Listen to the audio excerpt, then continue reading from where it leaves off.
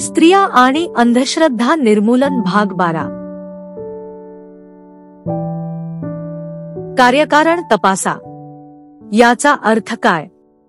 याचा अर्थ असा की या परंपरांच्या निमित्ताने आपण स्वतःला फसवण्याचं निमित्त निर्माण करतोय. हे सगळं जर आपण लक्षात घेतलं तर स्त्रीच्या अंधश्रद्धा निर्मूलनामध्ये या सगळ्या रूढी परंपरांचा किती मोठा वाटा आहे हे आपल्याला कळू शकेल. म्हणजे मला एकदा एक जण येऊन म्हणाले, दाभोलकर, तुम्ही काहीही म्हणा हो, पण शेवटी पायगुण नावाची काही गोष्ट असतेच. नवीन सून घरात आल्यानंतर काही घरांना ती लाभते, काही घरांना ती लाभत नाही. आता बघा, हे अमक घर. त्यांच्या घरी लग्न होऊन नवीन सून आली.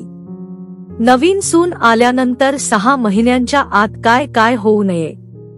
तिच्या नव्याची होणारी बढती थांबली, तिचा दीर नापास झाला, तिच्या नंदेचं लग्न मोडलं, तिच्या सास्यांना तुरुंगवासाची शिक्षा झाली, तिच्या सासूला ब्लड प्रेशरचा त्रास सुरू झाला. आता नवीन सून घरात आल्यानंतर 6 महिन्यांच्या आत जर असं घडत असेल तर तिला पांढ्या पायाची नाही म्हणायचं तर काय म्हणायचं? मी त्यांना म्हणलो, मला सांगा, नव्याची नोकरीतली बढती नेमकी कशामुळे थांबली? ते म्हणाले, तसं काही नाही. बॅकलॉग डावलून त्याला बढती देणार होते, पण ऐन वेळी कुणीतरी ब्लॉकचा मुद्दा काढला आणि त्याच्यामुळे त्याला बढती मिळाली नाही. मी म्हणालो, 12वीला तिचा दीर नापास झाला, हे बरोबर आहे, पण 10वीला कितव्या वेळेला पास झाला होता? ते म्हणाले, 10वीला त्याला 3 वेळा बसावं लागलं होतं. आता जो 10वीला 3ऱ्या वेळेला पास झाला तो 12वीला पहिल्या वेळेला कसा काय पास होईल? मी म्हणालो, नेच जे ठरत आलेलं लग्न मोडलं ते का मोडलं? ते म्हणाले, ही काय पद्धत आहे का? ऐन लग्नाच्या वेळेला मुलाकडच्यांनी 10 तोळे सोनं मागितलं. मी म्हणालो, म्हणजे लग्न कशावरनं मोडलं? सुनेच्या पायगुणाने मोडलं नाही, देण्याघेण्याच्या प्रकारावरनं मोडलं. आणि तिच्या सास्यांना शिक्षा का झाली? ते म्हणाले, नाही, ते तसे पैसे खाण्यातलेच होते, त्यांच्यावर खटलाही चालू होता, पण त्या खटल्याचा निकाल लागायला आणि लग्न होऊन अवघे 2 महिने व्हायला एकच वेळ आली आणि तो निकाल त्यांच्या विरोधात लागला. तसा तो लागणारच होता आणि त्यांना तुरुंगात जावं लागलं.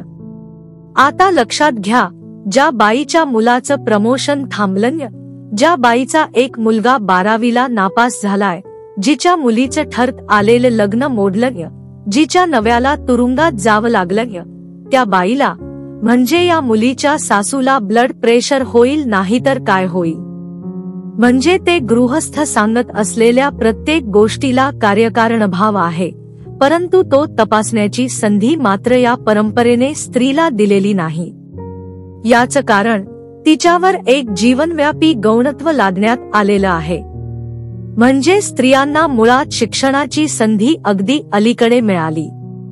स्त्रियांच्या शिक्षणाचा या देशामधला इतिहास 150 वर्षांपेक्षा जास्त नाही आणि खरं बोलायचं तर तो स्वातंत्र्यानंतरच थोडा अधिक प्रभावीपणे सुरू झाला.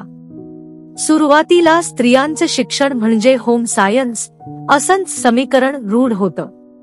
मात्र होम सायन्स हा शास्त्राचा विषय आहे आणि शिक्षणाचा अभ्यासक्रम आहे हे विद्यापीठामध्ये अलीकडे म्हणजे अवघ्या 60 ते 70 वर्षांपूर्वी मानलं जायला लागलं. त्यामुळे ज्या वेळेला स्त्रीला शिक्षणाची संधी मिळाली आणि मुली मोठ्या प्रमाणात शिकायला लागल्या त्या वेळेला शिक्षणामुळे तिच्यामध्ये चिकित्सा करण्याची प्रवृत्ती रुजण्याऐवजी त्या शिक्षणाकडे स्वाभाविकपणे कुशल रोजगाराची संधी म्हणून बघण्यात आलं. म्हणून ती बाई जरी BSc B.Ed झाली तरी आपण व्रत का करतो आणि त्या व्रताचा अर्थ काय असतो याचा चिकित्सकपणे डोळसपणे विचार करण्याची गरज तिला राहत नाही.